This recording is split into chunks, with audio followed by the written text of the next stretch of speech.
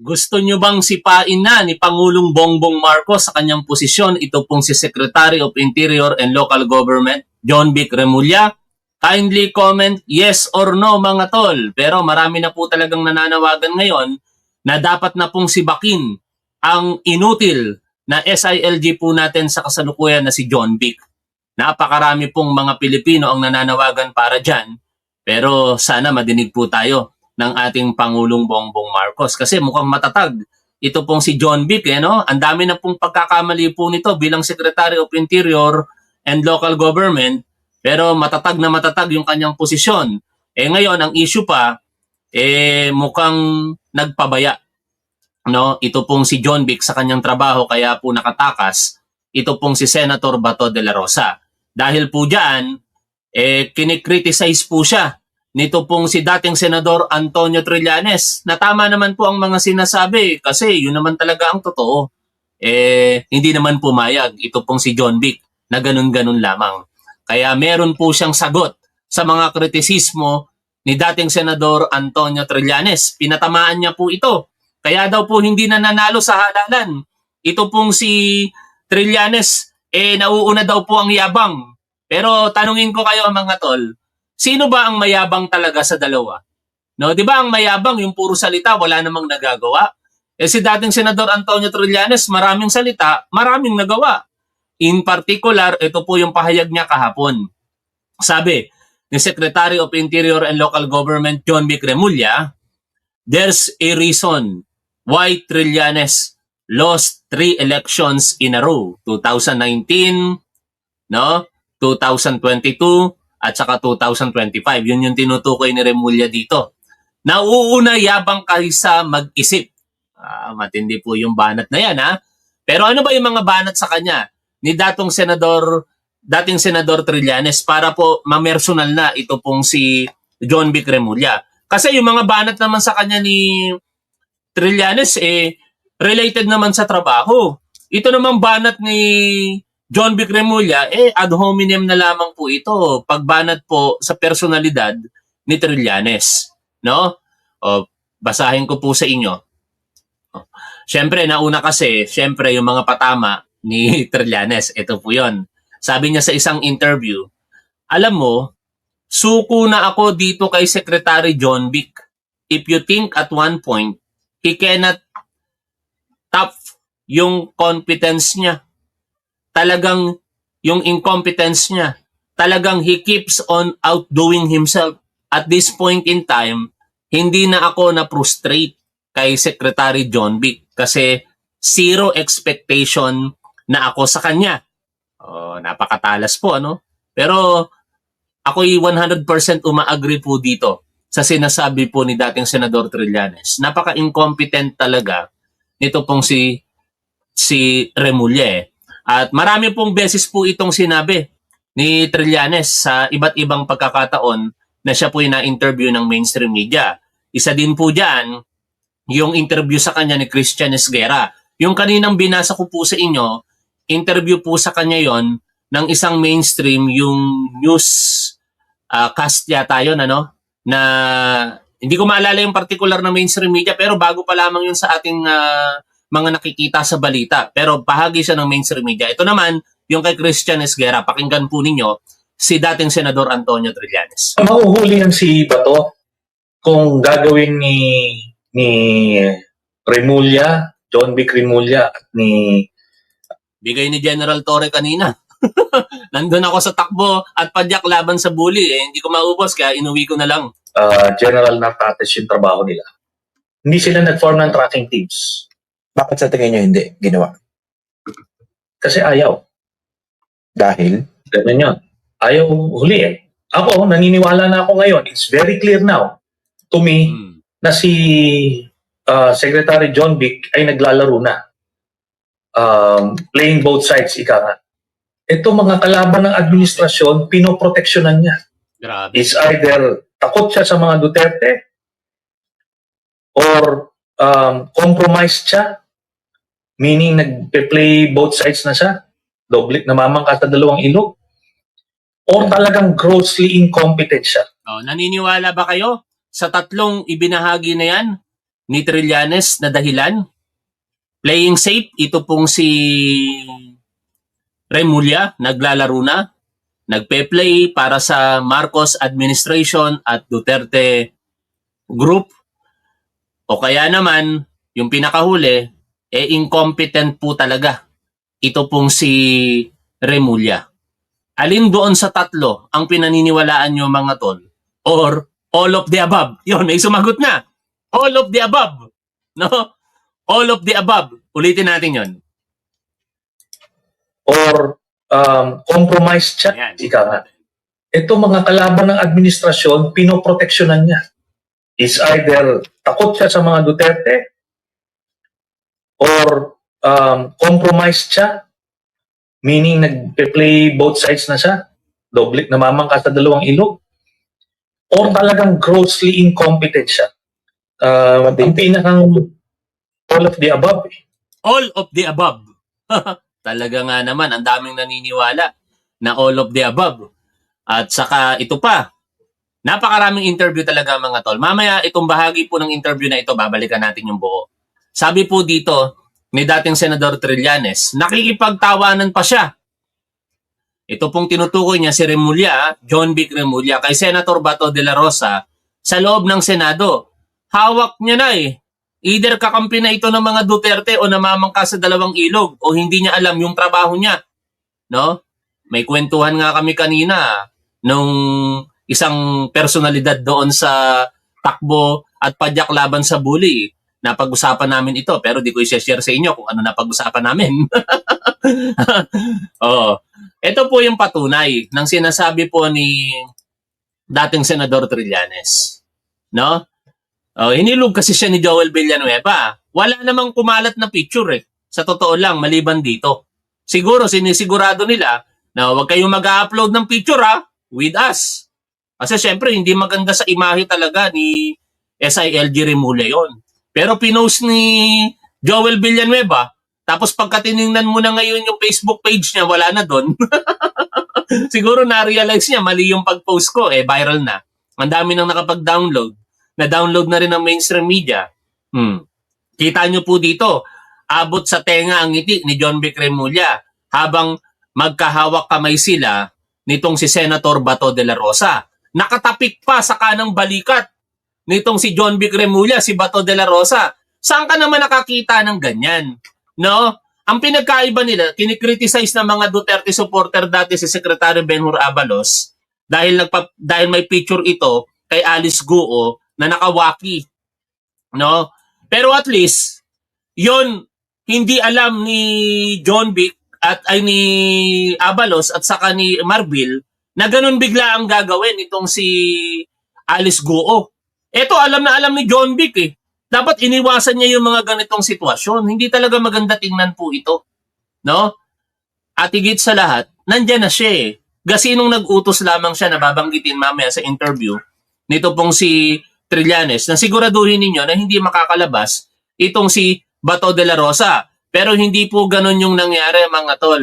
Ano ang nangyari? Ganito. Panoorin nyo po ito. Hindi. Picture pa lang pala ito. Ito po yung nangyari. Napagbibintangan ngayon yung hepe ng Pasay City Police Station na si Colonel Joselito De Sesto. No? Na kasabwat pero siya po yung nagpaliwanag. Sinabi niya na totoo, yung sasakyan po na yan ng kapulisan ay nandoon po siya. No? Pasay Police Chief Colonel Joselito De Sesto admitted that he was the passenger of the police vehicle seen exiting the Senate of the Philippines behind a black van before dawn on May 14.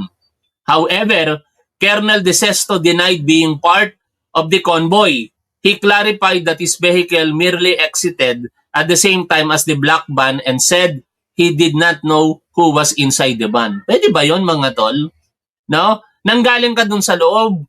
Hindi mo alam kung ano yung nangyayari sa loob. At ito po yung video. Ayan po yung nakuha ng white van naman. No? Ayan Ay kita nyo. Ang suspecha ng tao dito, mga oras na ito, lumabas si Bato de la Rosa with Robin Padilla At nabasa ko naman sa inyo yung timeline, di ba?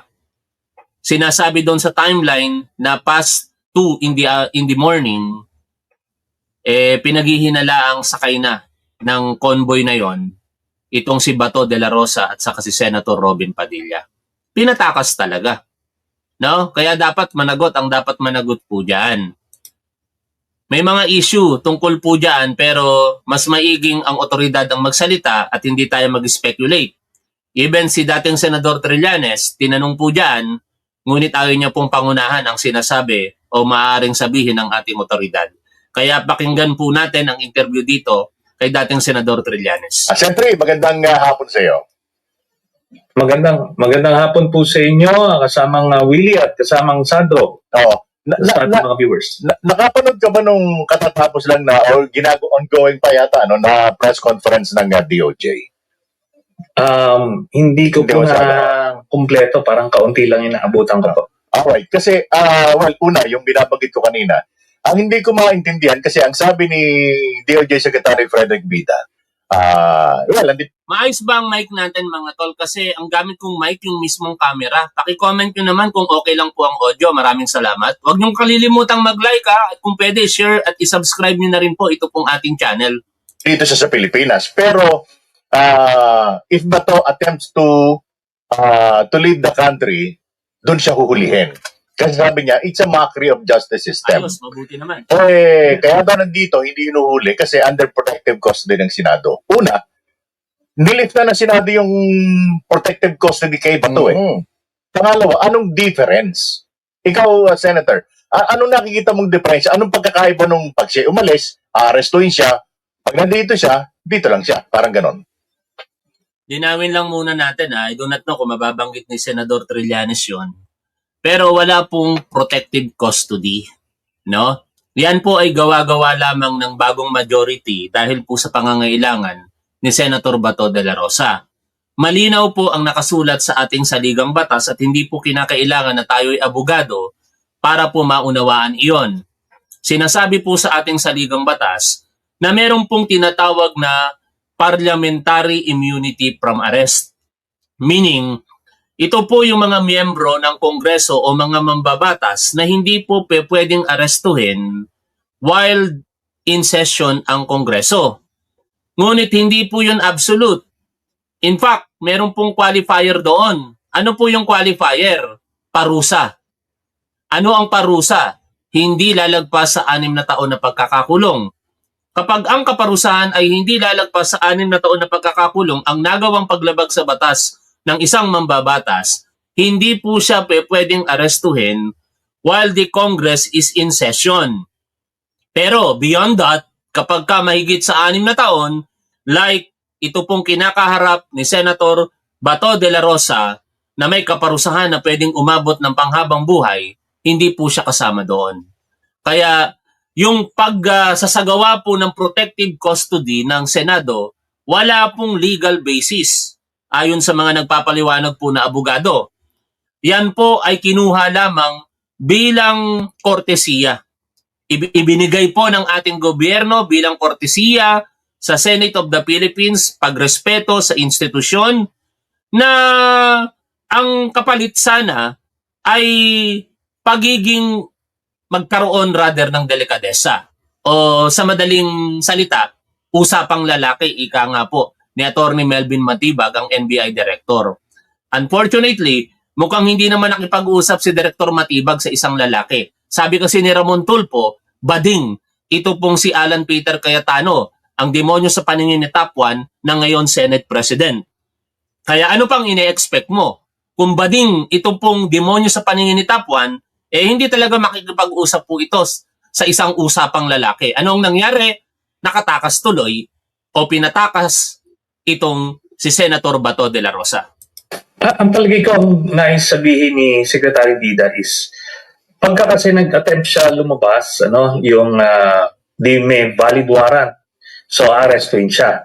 Pero kasi yung dito, yung sa Senado, ang pagkakaintindi ko kasi noon, out of respect doon sa institution, ayaw nilang magkiskisan, hinahayaan nilang magkusa itong Senado na i-volunteer itong si Bato. Pero palagay ko, ano lang yon, binibigyan lang sila ng palugit, siguro ilang araw. But eventually, pag hindi talaga nila i-surrender, isa-serve yung warrant. Pagka sinerve yung warrant, wala nang pwedeng humadlang doon. Yan po yan. Ngayon, bago natin ipagpatuloy yung pakikinig kay Senador Trillanes, meron pong isang mahalagang punto na dapat po nating malaman. Dahil nga po ako'y hindi abogado, kaya ang ginagamit po natin, mga panulat o blog ng mga abogado. Para kahit paano yung binabasa po natin, legal na opinion ng mga abogado. Ito pong isi-share ko sa inyo na opinion ay sinulat pa ni Attorney Jen Reyes noong May 14. Ito yung pagkatapos ng pangyayari sa pagtakas ni Bato de la Rosa. Basahin ko po ang nakasulat po dito para po sa kaalaman po natin lahat. Opinions on what happened last night concerning the Senate, Robin, Bato, and other more important matters. Ipatagalog po natin kay ChatGPT para hindi na ako mahirapan pang i-translate sa isipan ko in Tagalog. Ano? Translate in Tagalog. Ayan. Para mas maunawaan ng lahat ng mga manonood po natin. Ayan. Translate in Tagalog. Basahin ko pong muli. Ito po ay panulat ni Attorney Jen. Attorney Jen Reyes. Yan. Okay? To. Ano po ang sinabi ni Attorney Jen Reyes? Mga opinyon sa nangyari kagabi, kaugnay ng Senado, Robin, Bato at iba pang mahalagang usapin. Makinig po kayo at sana tandaan po natin ang mga madidinig po natin. Una, may batas ba na nagbibigay ng kapangyarihan sa Senado na kanlungin ang isang taong may valid warrant of arrest, lokal man o internasyonal? Wala. Ni isa. Yan po wala ni isa. Hindi po pinapayagan sa ilalim po ng ating batas na kanlungin ng Senado ang isang pugante. Ang terminong parliamentary tradition ay hindi batas. Sa katunayan, may mga dating senador noon tulad ni Leila de Lima, Antonio Trillanes Deport at maging ang yumaong Juan Ponce Enrile ay naserbisyuhan ng warrant sa loob mismo ng Senado. Sa madaling sabi, ang internal tradition ng Senado ay hindi maaaring humarang sa isang legal na warrant of arrest, lokal man o internasyonal. Kung hindi, ang mga taong humahadlang dito ay maaaring ituring na pumipigil sa isang legal at mandatoryong proseso at lumalabag sa batas. Madalas nating nadidinig ang tawag dyan, obstruction of justice. Dagdag pa rito, ang immunity from arrest sa ilalim ng Article 6, Section 11 ng 1987, yung pinaliwanag ko po kanina, Constitution ay naaangkop lamang sa mga kasong may kaparusahang hindi lalampas sa 6 na taong pagkakakulong.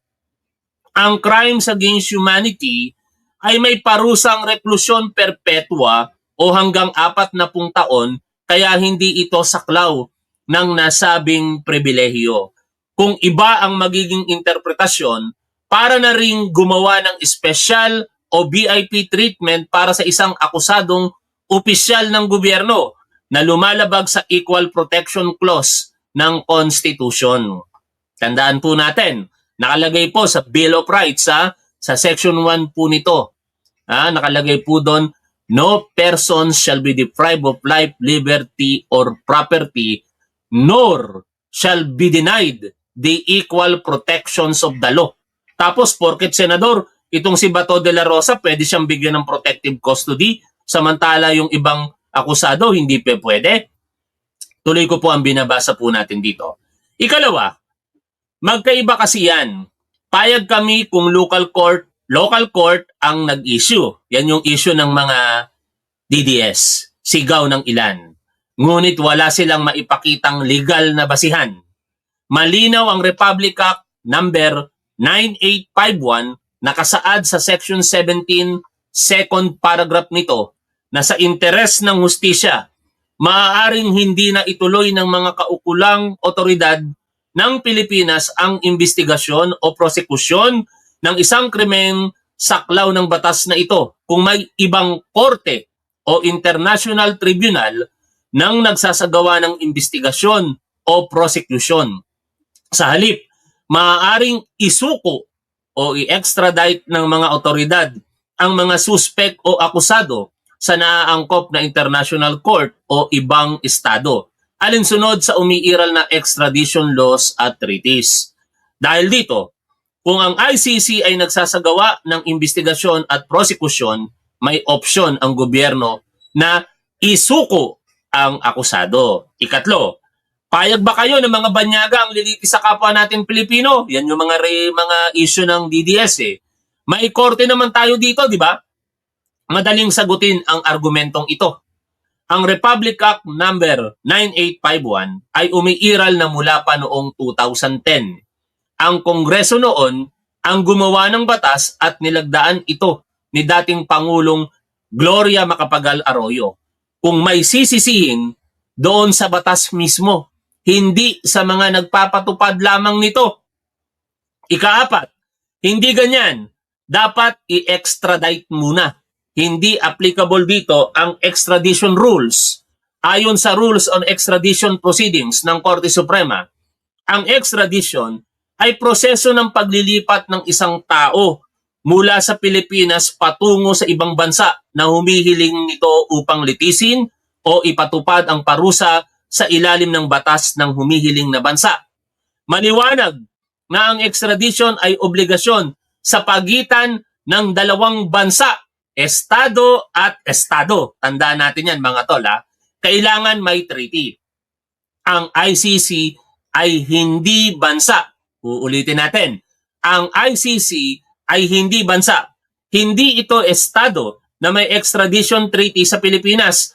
Kaya malinaw na ang naaangkop na batas dito ay Republic Act 9851. Ikalima, nasa Article 59 mismo ng Rome Statute na dapat dalhin muna sa competent judicial authority. Again, yan po ang nire-raise ng mga Duterte supporters. Ang sagot diyan ng abogadong si Attorney Jen, mali. Nakasaad sa Article 59 ng Rome Statute na ang isang taong inaresto ay dapat dalhin agad sa competent judicial authority ng custodial state upang tiyakin na tama ang warrant, legal ang proseso ng pag-aresto at nirerespeto ang kanyang mga karapatan. Ngunit hindi ito applicable dahil umatras na ang Pilipinas bilang miyembro ng ICC noong March 17, 2019. Sa madaling salita, huwag niyong gamitin ang Rome Statute dahil hindi na tayo miyembro ng ICC. Dahil dito, hindi na maaaring i-invoke ng Pilipinas ang Article 59 kaugnay ng pag-aresto kay Ronald De La Rosa. Tanging mga state parties lamang ang maaaring gumamit nito. Uulitin ko, tanging mga estado lamang na miyembro ng ICC ang pwedeng gumamit po nito. Ika-6, hindi na nga tayo miyembro. Wala nang jurisdiction ng ICC sa Pilipinas. Another arguments ng mga Duterte supporter. Ang tanong, tama ba sila? Mali pa rin. Mismong Korte Suprema na ang nagsabi sa kasong Pangilinan versus Cayetano na nananatili ang jurisdiksyon ng ICC sa mga kilos na ginawa hanggang March 17, 2019. Kaya ang pag-alis ng Pilipinas sa Rome Statute ay hindi nag-alis ng pananagutan ng mga individual na maaaring kasuhan sa ICC para sa mga nangyaring krimen bago ang petsang iyon. Ikapito, Pilipinas pa rin ang may jurisdiksyon, hindi ICC. Ano ba yung complementary principle?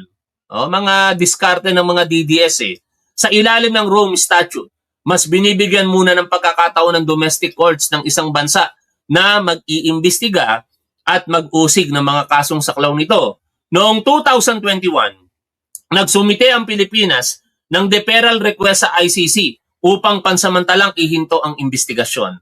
Sinabi ng gobyerno noon na may sarili ng investigasyon dito sa bansa. Dahil dito, pansamantalang tumigil ang ICC. Ngunit dahil nakita ng ICC na hindi sapat ang naging investigasyon, hiniling ng ICC prosecutor na ituloy muli ang kaso. Ito ay pinayagan noong 2023. Dito pumapasok ang supplementary jurisdiction ng ICC. Bagamat pangunahing may jurisdiction ang bansang pinangyarihan ng krimen, kapag na bigong magsagawa ng tunay na prosekusyon ng bansang iyon, maaari ng kumilos ang ICC. At ganun ang nangyari dito sa atin. Bigo ang ating gobyernong i-prosecute ang mga taong kaugnay ng crimes against humanity na ito. Ikawalo, bakit pinagtataasan ng boses ng isang senador ang kapwa senador? Para maging patas, si Robin Padilla ang unang nagtaas. Wala nang kaugnayan sa pinag-uusapan natin kaya hindi ko na po itutuloy yan. Ngayon, balik po tayo sa mga usaping legalidad po na ito, mga tol. Ito pong isang abogadong DDS, no? Pinagtatanggol ito pong suspended Sergeant at Arms na si Mau Aplaska, acting Sergeant at Arms Mau Aplaska. Wala raw po sa kapangyarihan ng Ombudsman na pakialamanan ang Senado at i-suspend preventively itong si Aplaska for 6 months. Tatanungin ko kayo ulit. Sa babasahin ko pong panulat ng dalawang abogado, isang abogado na kilala po nating DDS at isang abogado na si Fiscal EJ na alam po natin para sa Pilipinas, walang kulay politika kung hindi batas lamang ang dinidiscuss po niya. Kanino kayo maniniwala? Nasa sa inyo. Ito ang paliwanag, una, ng DDS na si Attorney Mark Tolentino. Sabi niya po dito, the office of the Ombudsman is not constitutionally superior to the Senate. Pinapalabas dito nitong si Attorney Tolentino na hindi mas mataas ang Ombudsman kaysa Senado. The Senate Sergeant at Arms serves the Senate, a co-equal constitutional body, not executive branch. No, nagsisilbi daw ito pong Senate Sergeant at Arms sa Senado, isang kapantay na constitutional branch sa ating saligang batas ng ehekutibo. Ngayon, ito yung mga legal arguments niya. Under the doctrine of separation of powers and parliamentary independence, the Senate retains primary authority over its own internal officers, discipline, and institutional operations. Sa madaling paliwanag, ang Senado daw po ang merong na otoridad o sakop sa mga maaaring magawa, no, ng mga empleyado at opisyalis po nito. Tanong, tama ba si Mark Tolentino dito? Mamaya, ibabangga natin yan sa panulat ni Fiscal EJ. The Ombudsman may investigate public officials, yes, but the power to directly suspend or interfere with officers performing essential legislative functions raises serious constitutional questions. The independence of the Senate is not a mere tradition. It is a constitutional safeguard. In a democracy, one constitutional body cannot simply intrude into the internal affairs of another co-equal branch without clear constitutional basis. Hindi daw pwedeng basta panghimasukan ng isang constitutional body nang wala pong constitutional basis. Rule of law must prevail over political overreach. Pero ano ang napansin po natin sa panulat ni Attorney Mark Tolentino dito? Never po siyang nag-cite ng anumang probisyon sa konstitusyon nor Republic Act or special law or jurisprudence para paniwalaan natin siya. No? Kasi alam niyo mga tol, hindi sapat ang mga magagandang salita para paniwalaan natin ang isang abogado. Para sa akin, mas kapanipaniwala ang isang abogado na magsasite ng legal basis. At ito po ay ginawa dito ni Fiscal EJ. Uulitin ko, nasa sa inyo kung kanino kayo maniniwala dito. Ito po yung paliwanag ni Fiscal EJ. Ibangga ninyo sa narinig po ninyong paliwanag ni Attorney Tolentino. Legal explainer, can the Ombudsman preventively suspend a Senate official for 6 months without pay? Simpleng tanong, ang Ombudsman ba ay pwedeng isuspinde sa loob ng 6 na buwan nang walang bayad ang isang Senate official, in this case, ang Senate Sergeant at Arms na si Mau Aplaska. Trending ang balitang sinuspend ni Ombudsman Remulla si Senate Sergeant at Arms Mau Aplaska ng 6 na buwan nang walang sahod. Hawak ba ng ombudsman pati ang mga opisyal sa Senado? Ang sagot, yes. Ano ang basis ni Fiscal EJ? Under Section 21, walang binanggit si Tolentino kanina sa mga binasa po natin na jurisprudence, provision sa Saligang Batas, Republic Acts, wala siyang binanggit tungkol doon. Pero si Fiscal EJ meron pong basis. Sa ilalim ng Section 21 ng Ombudsman Act o Republic Act 6770, ang ombudsman ay merong disciplinary authority over elective and appointive officials. Meaning, pwede pong mag-impose ng penalty after due process ang ombudsman sa mga elected at appointed public officials. Pero, hindi lahat ay pwedeng galawin ng ombudsman. Ito naman yung exception. Bawal siyang magsuspinde ng impeachable officers gaya ng presidente o Supreme Court justices, members of Congress, katulad ng mga senador at kongresista, at mga taga-judiciary. Tandaan po ninyo yun yung mga exempted sa disciplinary authority ng ombudsman. Dahil ang Senate Sergeant at Arms ay isang appointed official, empleyado, at hindi senador, pasok siya sa kapangyarihan ng ombudsman. Protektado ang mga senador, pero ang kanilang mga staff at security officers ay hindi exempted sa disciplinary power ng ombudsman. Maliwanag po yung binabasa natin Sana hindi po kayo maligaw. Ano ba ang preventive suspension? Under Section 24, hindi ito parusa agad. Parang time out muna ito habang nag-iimbestiga ang ombudsman. Ginagawa ito para hindi maka-impluwensya ng mga testigo ang opisyal at para hindi mawala o mabago ang mga ebidensya. Pakikialam ba ito sa Senado? Hindi. Nilinaw na ito. Ito yung jurisprudence na wala kay Attorney Mark Tolentino. Nilinaw na ito ng Supreme Court sa kasong Buenaseda versus Flavier, kung saan sinabi ng Supreme Court na kailangang payagan ang ombudsman na mag-preventively suspend para hindi magamit ng respondent ang kanyang posisyon para manakot ng testigo o manggulo sa takbo ng investigasyon. Ang power ng ombudsman na mag-preventively suspend ay direct. Hindi na niya kailangan magpaalam o makiusap pa sa Senate President. Siya mismo ang may hawak ng bit para isuspinde ang opisyal. At mandatory, hindi ito optional. Kapag naglabas ng order ang ombudsman, obligadong sumunod ang Senado at ipatupad ito agad. Kaya babalik po tayo dito sa sinasabi ni Attorney Mark Tolentino. Walang legal basis ang mga sinasabi niya. Ang sinasabi ni Fiscal EJ ay merong legal basis. Ang Republic Act kung saan binuo ang ombudsman at yung jurisprudence na binasa ko po sa inyo kanina. Saka alam niyo, logic, kung tama itong si Mark Tolentino, dapat ginamit na ni Senate President Alan Peter Cayetano na demonyo sa paningin ni Top 1 ang mga sinasabi niya. Pero never nakipag-argue si Cayetano tungkol dyan. Instead, hiniling niya sa ombudsman na dapat daw pong i-preventively suspenden ito pong si Director Melvin Matibag. In short, mali ka at hindi ka namin dapat paniwalaan, Attorney Mark Tolentino. Balik po tayo sa interview kay dating Senador Antonio Trillanes. Pero sa hinahaba ng prosesyon, sa dinami-dami ng nangyari, Sentry, hindi ba dapat may pananagutan din yung pumigil doon sa pag-aresto kay Senador De La Rosa?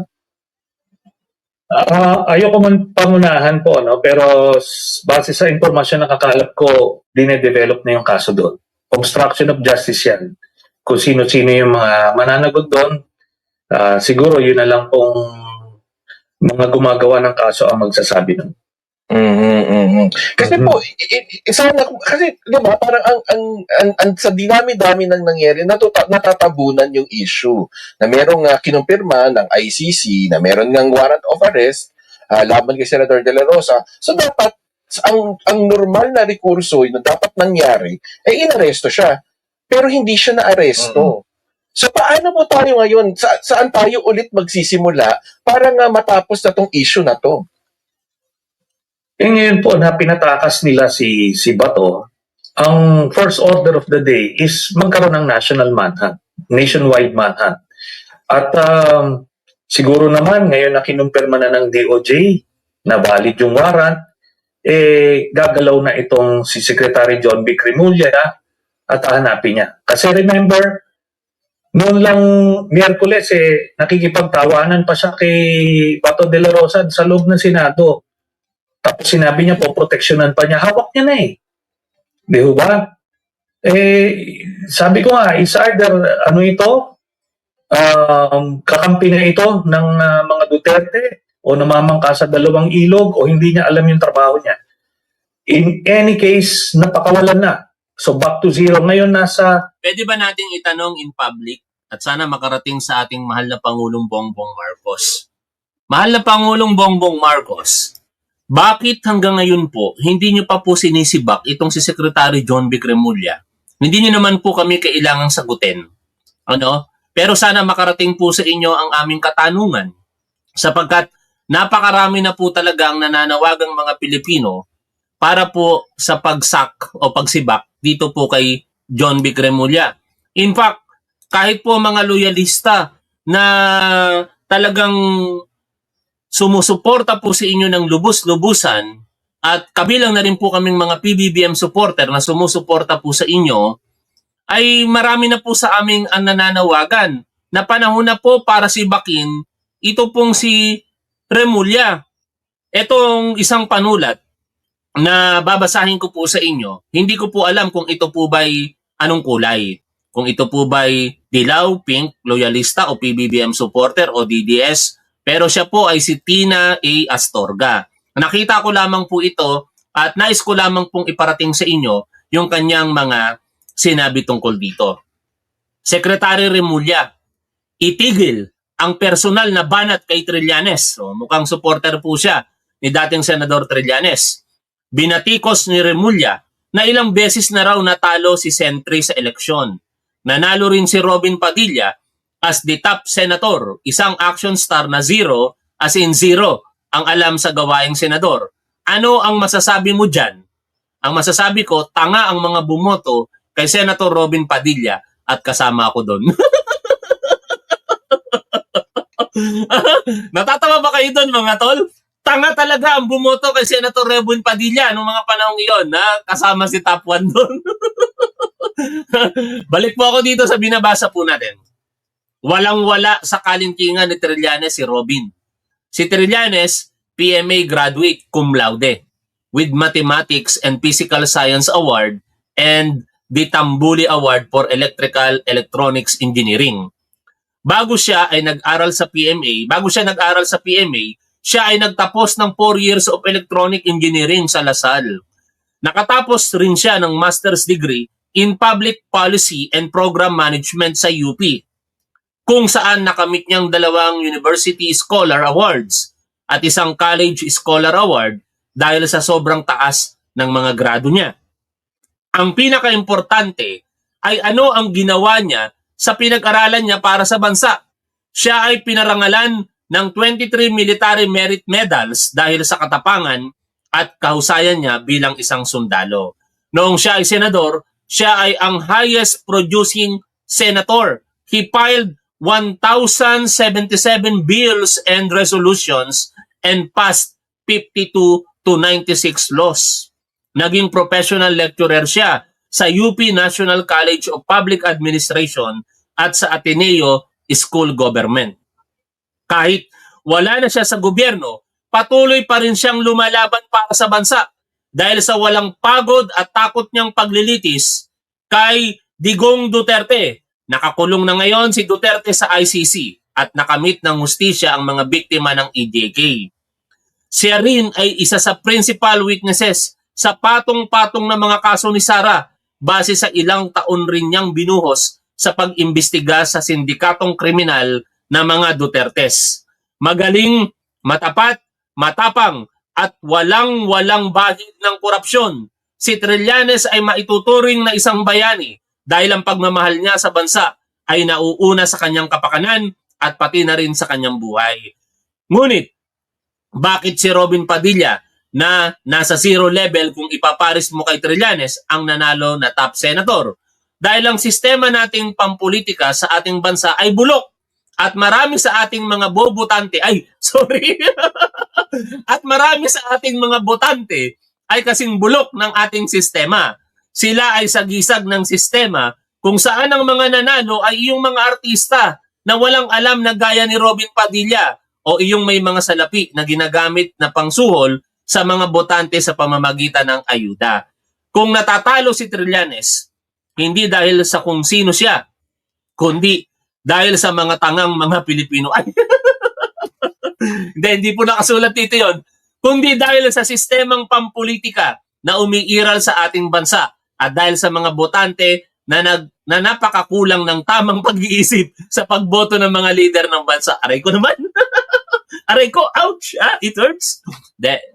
Tinatanggap ko yun kasi tanga naman talaga bumoto kay Robin Padilla, mga tol, at isa ako doon. Iyan ang mga dahilan, Secretary Remulla, kung bakit hindi nanalo sa eleksyon si Trillanes. Itigil mo ang personal mong banat sa kanya. Wala ka rin sa kalintingan ni Trillanes bilang DILG chief. Ang masasabi lang namin sa iyo ay resign.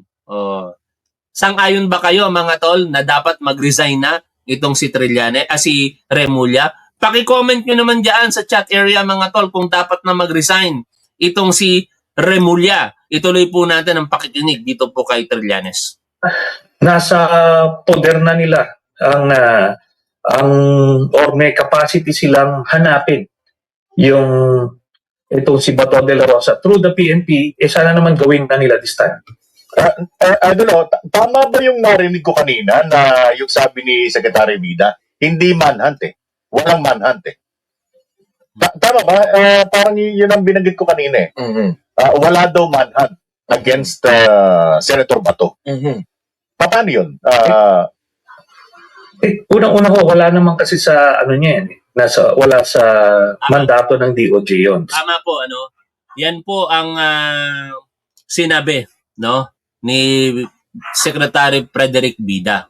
Wala sa mandato ng DOJ. Pero tandaan po natin, nasa ilalim po ng DOJ ang NBI. At nasa ilalim din po ng DILG ang PNP. Ang may mandato to conduct manhunt ay ang NBI or ang PNP. Pero syempre, itong mga ganitong case kasi, it concerns syempre politics, na dapat tinitingnan din sa pagkakataong ito. At para pagbigyan ang mga kagustuhan ng ilang mga sumusuporta kay Bato de la Rosa, kinokonsidera yun ngayon ng ating Pangulong Bongbong Marcos. But to be honest with you mga tol, in the implementation of warrant of arrest, wala dapat politics. Tama po si General Manager Nicolas Torre III. Kapag ang warrant of arrest ay dapat ipatupad, wala dapat halong politika. Pero wala tayong magagawa kasi ang ating Pangulo mismo ang nagsabi na wala munang pag-arestong magaganap dahil nga po meron pong desisyon ang Korte Suprema na nagbibigay po ng pagkakataon sa bawat panig sa gobyerno at sa kampo ni De La Rosa na sagutin muna ang bawat isa. Pero ako'y naniniwala mga tol na kung ginusto lamang ni Pangulong Bongbong Marcos na ipatupad ang warrant of arrest sa unang araw pa lamang nito na isa publiko, walang magagawa, not even the Senate of the Philippines, na pigilan po yan. After all, meron pong batas na pinaguhugutan ang ating ehekutibo. At gano'n na gano'n po yung ginawa sa dating Pangulong Rodrigo Duterte. Wala tayong magagawa Kaya sa puntong iyon, marami po ang disappointed sa naging desisyon ng ating Pangulong Bongbong Marcos. At understandable po yan para sa mga tao na nadidisappoint. And wag po tayo sanang magalit sa mga taong disappointed. Ang mahirap kasi, yung mga loyalistang iba at PBBM supporter, porket nagsalita ang ilan na mga kaparehas po natin, ay sasabihan na kagad tayo na hindi ka naman totoong PBBM supporter, hindi ka naman totoong loyalista kasi kinikriticize mo ang gobyerno. Alam po ninyo, simple lang ang isasagot ko sa inyo. Kung tunay kang kaibigan, kung tunay mong mahal ang tao, pupunahin mo ang mga pagkukulang. No? Hindi mo pupunahin lagi ang ginagawa nitong tama. Ang tunay na kaibigan, nakikita ang mga pagkukulang kahit sa isang sitwasyon ng mga nagmamahalan. For example, illustration lamang ito. 'Di ba? Kapag ka nakikita mo ang kaibigan mo o minamahal mo na gumagawa ng mali, 'di ba pinupuna mo rin naman? I am not saying na mali ang ginawa ni Pangulong Bongbong Marcos, pero at least yung magparamdam po tayo ng disappointment ay bahagi po ng demokrasya. Kung kayo po'y hindi nararamdaman yan, wala po akong magagawa sa inyo. Pero never ninyong sabihin kay Top 1 in particular at diktahan ako, natigilan ko ang mga ginagawa ko dito. I don't care. Kahit loyalista kayo o PBBM supporter, tapos pipigilan nyo ako sa malaya kong pamamayag. Sisipain pa kita dito sa channel ko pag nakita ko yung komento mo na yon. Ganun lang po rito. Kasi nasa demokrasya po tayo. Karapatan po natin na kahit mahal po natin ang ating Pangulong Bongbong Marcos, i-criticize siya from time to time. Ganun po ang tunay na nagmamahal. Hindi po bulag dapat ang pag-ibig. Alam niyo siguro yung sinasabi ko, hindi bulag ang pag-ibig dahil pag bulag ang pag-ibig, kahit mali na ang ginagawa ng taong minamahal mo, hindi mo ito titingnan. Bagkos magpapakalunod ka kahit mali na yung ginagawa niya. At hindi po tayo dapat ganun. Okay, tuloy po tayo sa pakikinig po dito kay Trillanes. Sa kanila lang yung pag-prepare ng mga legal justifications for any arrest. Pero ultimately, ang mag-aaresto nito ay yung mga law enforcers. It's either NBI or PNP. Now, given the limited capacity ng NBI, it will fall sa PNP. Kaya yun po yun. And yung PNP is under the DILG. Yun ang problema natin. Yun nga sino yung dapat Sino gumawa ng mag-enforce? yung ganyan? NBI ba talaga o PNP? Hindi ba nagkakaroon ng kalituhan dyan? Hindi po. While the primary arresting team was the NBI, pero ngayon na nakalaya na, nakatakas na, mas malaki yung sasakupin. Hindi kaya ng NBI mag-dedicate ng tracking teams para hanapin si Bato. Wala silang ganung karaming manpower and resources to do that. Ang meron yan ay ang PNP. So PNP ang dapat gumawa niyan. At kaya nga, hindi na tayo abot sana doon kung sana ginawa nila yung trabaho na. Di ba sinabi ko na? At diyan natin tatapusin ang ating live stream. Kung ginawa mo lamang, Secretary John Vic Remulla, ang trabaho mo, kahit hindi mo na maaresto si Bato de la Rosa, hindi siya makakatakas. Maraming salamat sa inyong lahat mga tol. Ngayon po ay May 16, 2026. Magandang araw po sa inyong lahat. Lagi po nating tandaan kung ano po ang tama at dapat doon po tayo. Keep safe. See you always. Bye for now mga tol.